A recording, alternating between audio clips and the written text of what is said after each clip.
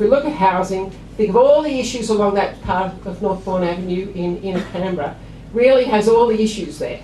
So let's have a look at that, and let's see how we can transform that into a clean, green future, and it works for everybody.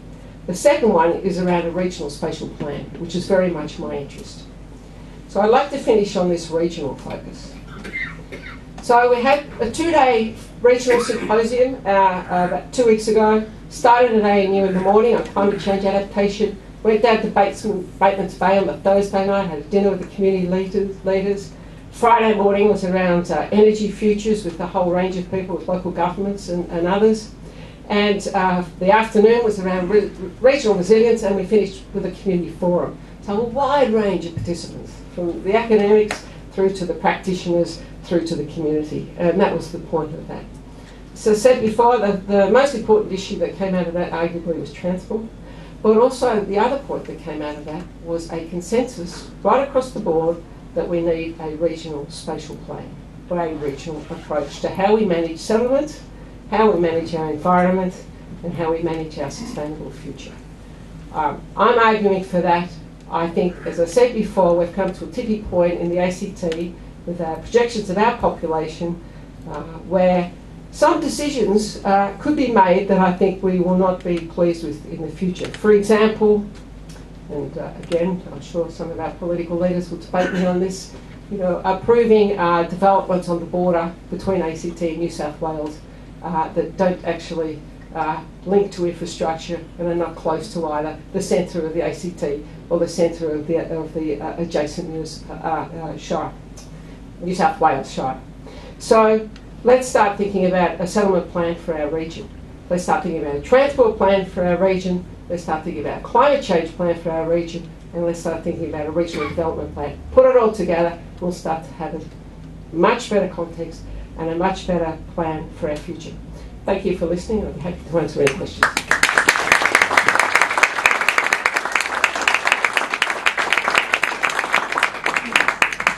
Thanks, Barbara. That was wonderful. And I think the size of the audience tonight is indicative of the thirst for knowledge that you talked about and that you've experienced through CURF. I'm going to open it up to questions from the floor, but I thought I'd kick it off by, you talked about the ACT having the potential to be an exemplar, being able to diversify its economy, create those green-collar jobs. So I'd be interested in some specific examples of the role you see the ACT playing and being able to diversify its economy.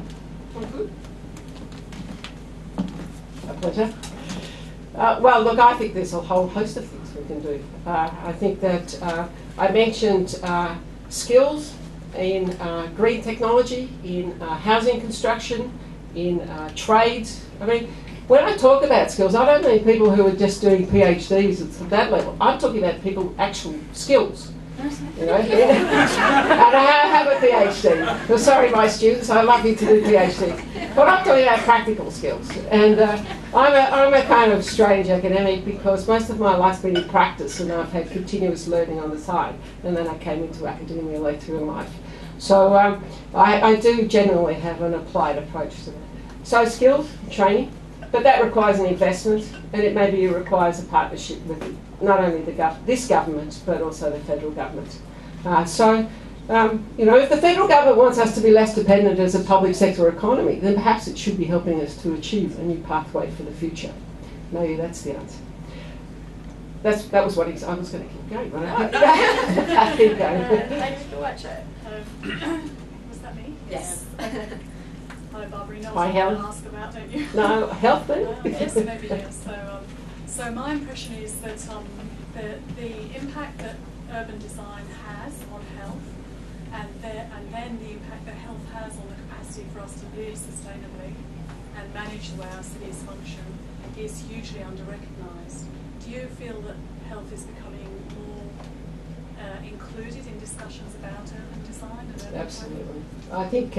I think it's emerging. I don't think I'd make it's not a strong field yet, but I think its growth is enormous. I think that there's an understanding. I'll say two things. One, our built environment cannot solve all our health problems, right? But it can make a huge contribution to active living. That's a better way of describing it. And active living benefits our health, benefits my health. And so it's apart from my knee. So I think that but in terms of serious research, yes. And there's now research proposals coming out from whether it's the ARC, Australian Research Council, for those who are not involved in universities, federal funding body on research, through to the National Climate Change Adaptation Research Facility at Griffith. They're all looking at funding health and cities in different guises. I think that connection is really important. I think we don't know enough about it. But I do think that in terms of tackling our obesity issues, in terms of healthy living for children, in terms of healthy living for an ageing population, means a walkable city, for example, means being able to walk and sit down in safety, not in a windswept kind of place in civic, lined with empty shops. You know, the scenario we currently have in City Walk. Anyone want to talk about City Walk? Garema Place. Yes, I think they're enormous. But I think we only know like this much. I'm excited as a planner because the budget for planning in this country, urban research, is like this much. And I know the money through the medical system is this much. And I want to move some of that medical money out of sort of illness and disease into the preventative side and looking at urban planning, the way we design cities and things. Exciting future. Caroline? Thank you. You talked about designing Canberra that we're designed to be very well with nodes and sustainable. As you may be aware, some recent planning decisions... Caroline, yes? Yeah. In terms of some recent planning decisions, it looks like we're getting less of the local centre and more of the group centre in terms of how our centres work. Do you want to comment on, is that positive for the future?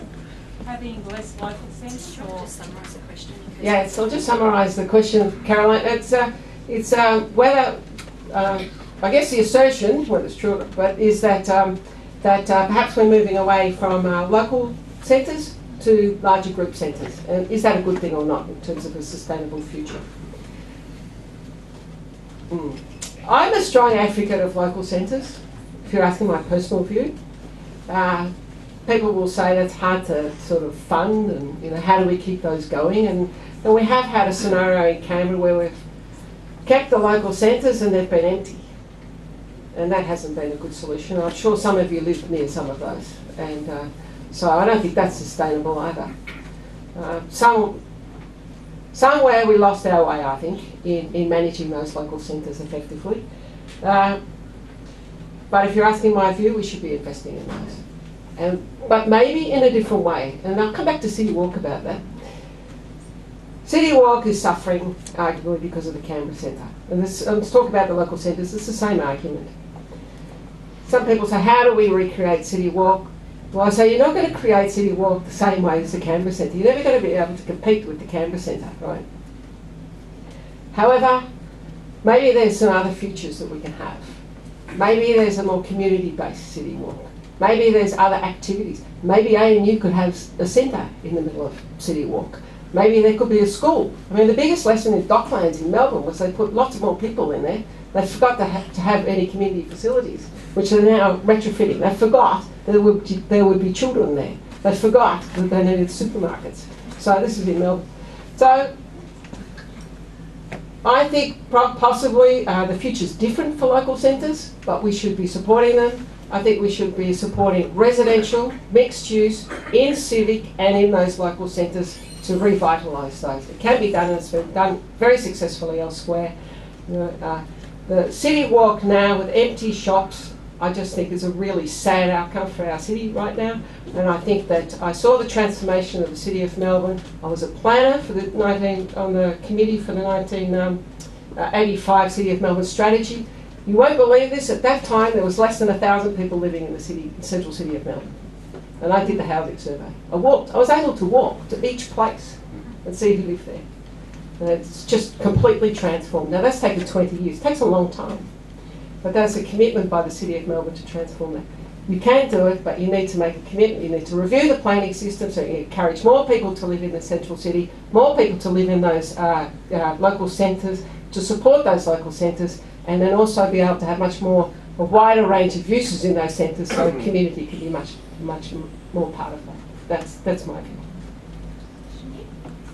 It's wonderful to see this integrative and regional view of the big picture sort of stuff. And from a point of view of skills, economy, social integration, civil society, adaptation, where does food security come into work? Food security is, the question was, where does food security fit into this equation? I'm not an expert on food security, but I know that there's probably people here who are. I'm heartened by the interest in community gardens here, and I definitely support that. Again, Canberra has the green space to do that, unlike many other places. We actually have the opportunity to do that. And maybe we need a scheme to actively support that. Food security is a global issue. Here, I guess it's about, well, I guess people would argue in different ways, but some people would argue let's try and have as much homegrown produce as we can within this part of Canberra. There's nothing stopping us, but maybe we need some incentive programs to do that, rather than just one off here, one there, one there. And I know there's someone very interested at the University of Canberra who'd like to help. Yes, David. Barbara, you mentioned about affordable housing and the fact that it's good policy to try and put affordable housing in our town centres, our suburban centres. Or maybe our local centres. Maybe that's the answer. Local centres, yes. Indeed, rather than the urban fringe, which is what is happening at the moment. Mm-hmm. Our urban fringe is expanding. In the last 20 years in Canberra, we've had about 20 new suburbs, and it's happening as we speak in Molonglo, with a couple of new suburbs being developed out there. You and many of us are talking about the good principles of sustainable urban design with more infill, more urban density, good public transport solutions, less reliance on a motor vehicle, good health, all of that. We've all heard of these things before. And I think in principle, most people accept those things. But here in Canberra, we've got two things. We've got such a huge government reliance on land releasing greenfield suburbs as a money stream, as it were. And I think there's still a large popular expectation that we should be releasing traditional house sites in new suburbs. So what more can we do you think, to cut that financial dependence of the government on land release and that public expectation that government should be doing that? Okay. Well, I wish I had a magic answer, but I'll give you two responses. One, if you look at the graph, and I've seen it, the revenue from our land sales will come to a screaming halt in the not too distant future because we will run out of land. So that is a revenue, even from Treasury's point of view in the ACT, it's not sustainable. Talk about a sustainable future for a city. Relying on revenue from land alone is not a sustainable economic future for this city. So I think if it's not exercising their minds already, it should be. And so that connects to a more diverse economy. And that connects... Run out fast enough to make us more sustainable, though. What's that? We're not going to run out of land fast enough to make before we're sustainable. We've got a real... 2050 we'll run out of land, but sorry, if you could address that too. Yes, yeah. So more sustainable today. Yes, yeah, okay. So that was the first bit. So that's not sustainable. I'm just saying that as a source of revenue, it's not sustainable in the long term. So now is, come back to you, now is when we should be looking at other options and other futures. I think I talked about a range of those. One is diversifying our economic base, so then we have a wider revenue. Just like any other city, they can't rely on land revenue. This is something that's been a kind of fortunate thing or unfortunate, depending on your perspective, for the ACT. So we need to diversify that. Secondly, I think that, what was the second part, David? Public expectations. Public expectations. That's something I really do want to say. I don't have the answer to the economic, but I do. It's not sustainable, and we need to change that. Right? Except the answer clearly is a wider economic base. The second one, though, in terms of planning, and I do know planning, and I've worked in 3 states, and I've been a national president, blah blah blah. I understand the planning system in Australia. One of the biggest problems I think we have right now is if somebody comes to the table with a really innovative solution for all the things we're talking about, That will take possibly 5 years to go through the planning system if you're lucky, because it's different, right? That we have to change. I regard that as the greatest impediment to change in this city, in other cities at the moment. That our planning system has become quite, I'm not going to give you another lecture, but our planning system has been reduced to rules and regulations about business as usual. So the easiest thing to get approved right now is the same as what was approved yesterday and the day before and the day before, when we roll out another suburb exactly